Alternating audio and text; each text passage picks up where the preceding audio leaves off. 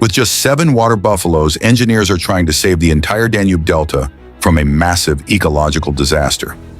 As the second largest wetland in Europe, this place was once considered the natural lungs of the continent. But after more than a century of building dams, digging canals, and draining wetlands to create massive farmland, the ecosystem here slowly began to collapse. As the natural water flow was cut off, reeds spread out of control, covering more than 220,000 hectares of wetlands and turning many areas into stagnant, oxygen-poor water. Fish began to disappear, migratory birds left, and the scariest part is that from above, the Danube Delta still looks green and alive, as if nothing ever happened. But that endless green is quietly suffocating all life underneath it. So what is really happening here? Join Mandarin Tech and let's find out.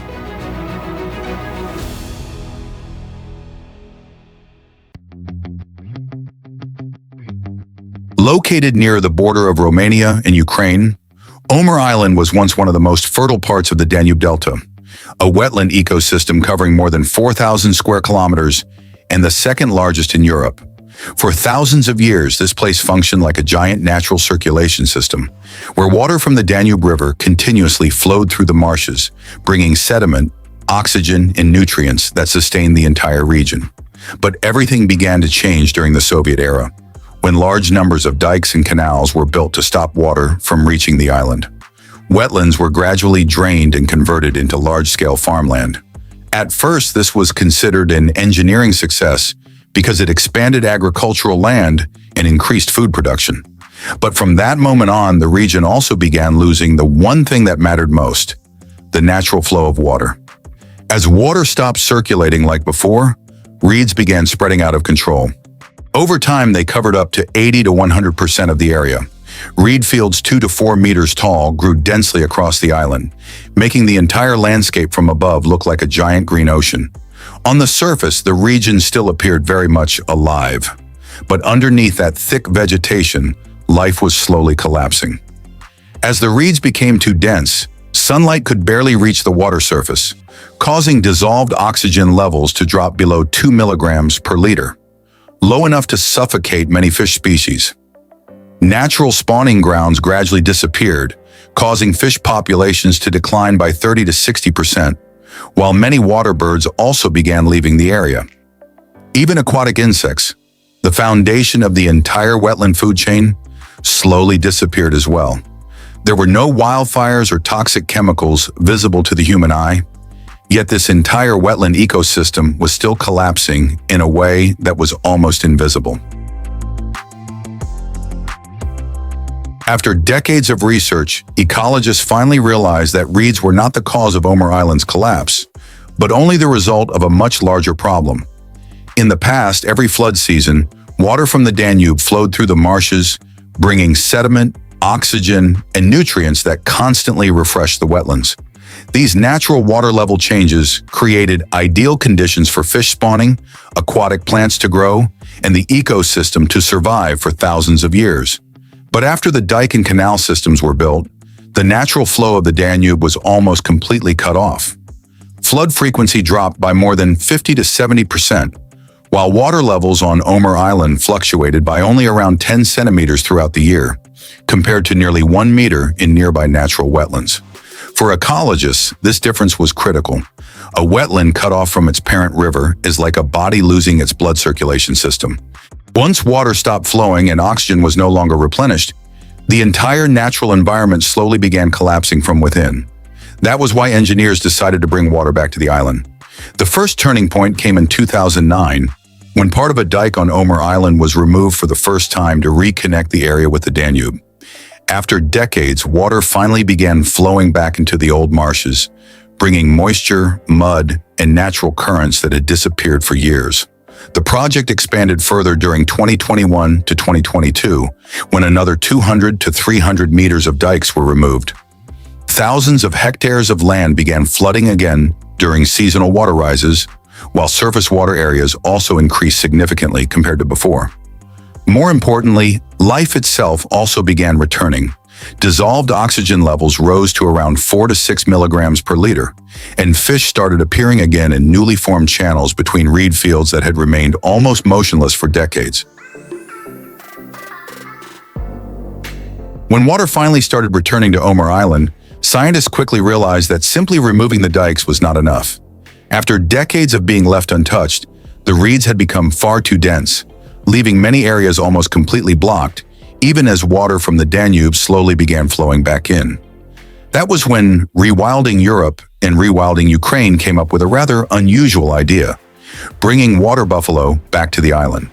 At first, it sounded like a very primitive solution, but in reality, water buffalo are almost perfectly designed for wetlands. Unlike cattle, which prefer dry grasslands, buffalo can move through deep mud and live comfortably among dense reed fields. For ecologists, the buffalo were not just grazing animals. Every step they took could create small open spaces that held water, while their movement also helped water flow back into areas that had been blocked by reeds for years. In other words, the buffalo were doing a job that even million-dollar machines would struggle to perform effectively in such soft marshland conditions. Interestingly, water buffalo were not actually foreign to Europe. About 100 years ago, they still existed in several parts of the Danube Delta before gradually disappearing during the large-scale drainage of wetlands across the region. Engineers even joke that if you released 7 buffalo onto an island in China, then came back a month later, even the buffalo dung would probably be gone. But on Omer Island, those same 7 buffalo were expected to help revive thousands of hectares of wetlands. After the decision to bring water buffalo back to the Danube Delta was approved, scientists began searching for suitable animals in the Transcarpathia region of western Ukraine, one of the few places where buffalo still lived naturally in wetlands and muddy environments. But getting them to Omer Island required a journey of more than 1,000 kilometers across Ukraine. Before the trip began, the buffalo were carefully examined and vaccinated to make sure they could adapt to the new environment without bringing diseases into the recovering wetland. After days of traveling by road, the herd finally arrived at the town of Vilkov on the edge of the Danube Delta. From there, they were loaded onto barges and transported deeper into the marshlands, into an area almost completely isolated from the outside world. Then, in May 2019, the first 7 buffalo finally stepped onto Omer Island. The herd included 5 males, 2 females, and even 1 pregnant buffalo. What made the project especially unusual was that once the animals were released onto the island, almost all human intervention stopped. There were no fences, no barns, and no additional food supplies. In the middle of a wetland that had been neglected for decades, the buffalo were left completely free, as if a very old part of the Danube had finally returned. The buffalo herd soon began creating changes that even scientists did not expect. In a surprisingly short time, the structure of the entire island started changing in ways that could clearly be seen from above. Each buffalo can eat around 25 to 40 kilograms of reeds and wetland plants every day. As a herd, that adds up to roughly 150 to 250 tons of vegetation every year. But the most important impact was not the amount of plants they consumed. It was the way they constantly moved through reed fields that had remained dense and untouched for decades. An adult buffalo can weigh nearly half a ton. The weight of their bodies alone was enough to crush old layers of hardened reeds, creating narrow pathways through wetlands that had once been almost completely blocked. Those openings allowed water to slowly flow back deeper into the island again. To ecologists, the herd was behaving almost like a giant team of biological bulldozers moving continuously across the landscape. But unlike heavy machinery, the buffalo were not destroying the environment. They were gradually rebuilding it in the same natural way this ecosystem had functioned for thousands of years. As the dense reed layers began breaking apart, sunlight could finally reach the water surface in areas that had remained covered for decades. Soft mud zones and shallow pools also started reappearing, creating ideal conditions for insects, small fish, and aquatic life to return. But perhaps the most impressive effect came from something unexpected: buffalo dung. Every year, the herd can produce around 100 to 150 tons of natural fertilizer filled with nutrients and seeds. As the buffalo moved across the island, they unintentionally spread more than 200 different plant species, while the mud holes created by their movement began trapping water and slowly turning into small, biological islands in the middle of the vast reed fields. Over time, the changes created by the buffalo began spreading across the entire island. Reed fields that once covered almost all of Omer Island slowly started shrinking, with density dropping to around 50 to 70% in many areas. As the thick vegetation began breaking apart, shallow pools, muddy zones, and natural pathways slowly reappeared after disappearing for decades. Alongside the buffalo, ecologists also reintroduced conic horses, an ancient wild horse breed from Europe that once lived in wetland environments. While the buffalo continuously crushed old reed layers and created muddy flooded areas, the conic horses grazed on young grasses in drier zones, helping create different types of habitats across the same landscape. These early changes quickly triggered movement throughout the entire ecosystem. As sunlight finally began reaching the water surface again and oxygen levels stabilized at around 4 to 6 milligrams per liter, aquatic insect populations increased by roughly 30 to 70%. This was a critical turning point because insects are a major food source for small fish.